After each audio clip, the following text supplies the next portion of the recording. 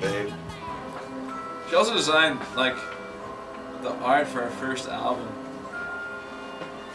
It was called, what was the album called? Blue Dot? On a white sky, dude. Oh. That's right. Oh man. Blue Dot. I think it's inspiring. Yeah. It makes me think of my life in a whole. Like, I really can see how it ties into interconnectedness, connectedness, not connectedness, because I'm a rock star, okay? I'm a rock star. Yeah.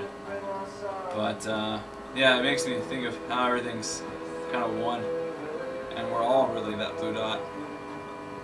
I think it sucks. What? Okay. The sensation of the dot paintings launched Hugo's popularity to iconic heights almost instantaneously. A testimony to the extent of her commodification was the use of the series as album art, not only for New York-based art rock band Cat Pinata, but also by prog punk group Carpe Noctem. It was really the piece of art that spoke to us, I think. It spoke nothing. It was a piece of shit. It said a lot. It said it was a fucking blue dot on a white canvas. What the fuck does that say? It says a lot about desolation, about the soul, about... The only thing desolate here is that. And on top of that, she fucking gave the art to another fucking band. Something about pinatas, ponies, I don't even fucking know. Cat Pinata. Some fucking, I don't, bullshit musician crap. I don't even know what the hell that shit is. So, the fucking albums get released. Two totally different pieces of work. Same fucking album. Cover. Shit. That was bad. Yeah, we were not pleased about that. But there's something we can do. While the emotional capacity of the singular blue dot has oft been addressed alongside its socio-political placement, humanity seems permanently divided in regards to the relevance, or lack thereof, of Hugo's work. Was she a superfluous cultural commodity, or has her artwork fully ingratiated itself into the aesthetic canon? You know, the motion, just the repetitive blue dot that represents, you know, the depression, the sadness of women and the terrible mood, you know, just gathered together in this womb-like sort of, you know, gynocentric vision. And then, you know, representing it sort of from the woman's point of view or the man's point of view of this kind of identical depression going on and on. I mean, just the ability, I mean, you know, she had her critics. She had her critics, and you know, I can't say that she didn't. I mean, Ed Reinhardt had his critics when he took his minimalist turn.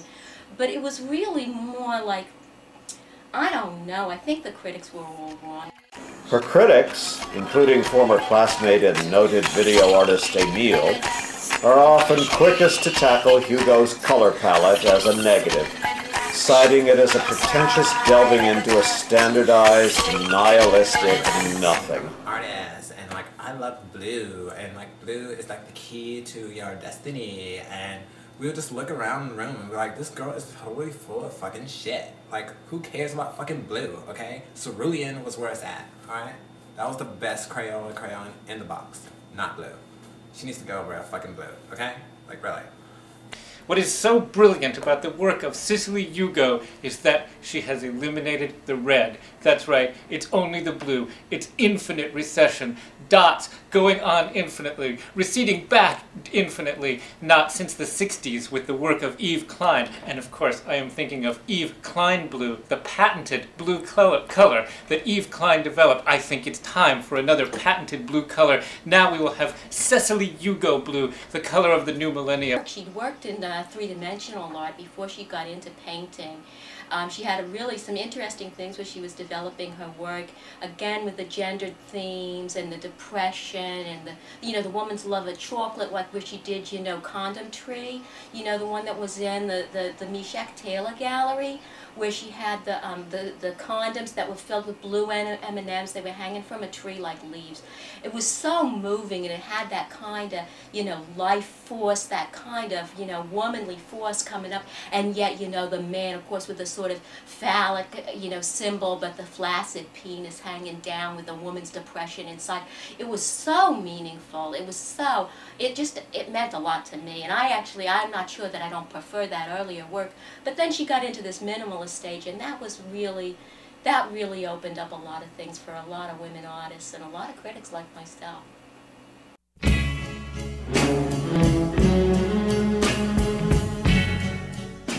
Yeah, I knew Sissy back in grade school. She really liked art. And, you know, she was a very stylish kid. We both were. We loved to dress up. And she would always wear these, like, multicolored biker shorts and with this big t-shirt. And she was always like, "Is this hot?" And I was like, "That's totally hot." And I was always like, "I love it." And she was like, "Red is my favorite color." And I was like, "No, sissy, blue is the new red this year." And she was like, "Okay, I like blue." And then she started wearing these pants with blue polka dots on them. And I think she got her inspiration from me because, you know, I'm always seeing these paintings in the magazines about her, about blue dots, and that's all me because it was so hot. And I just love it.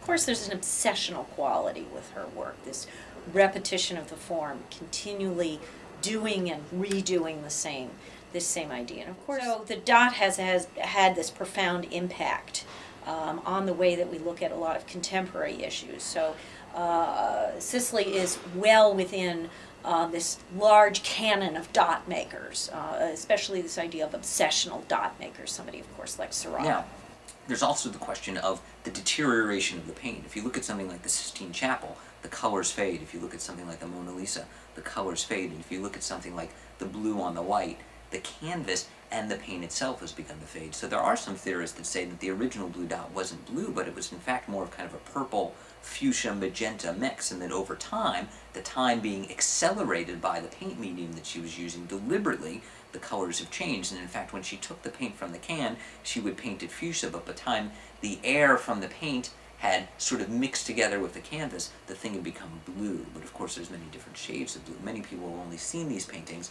produced in art books or produced on the web, and of course, it depends how many colors your monitor can take, or how many colors can be reproduced in your book. And in fact, you may not be looking at blue at all. And there is reason. There was that scandal a few years ago with the Hugo conference that took place. I think it was at York University in Toronto, that showed that actually one of the catalog that showed paintings 275 through 383 had actually been faked, and they were missing 10 of the paintings, but they simply reproduced earlier paintings because, well, they all fucking look the same, right? So there's no way to kind of get your sense around what they actually mean or what they don't mean. What they mean, I think it's kind of a ridiculous question.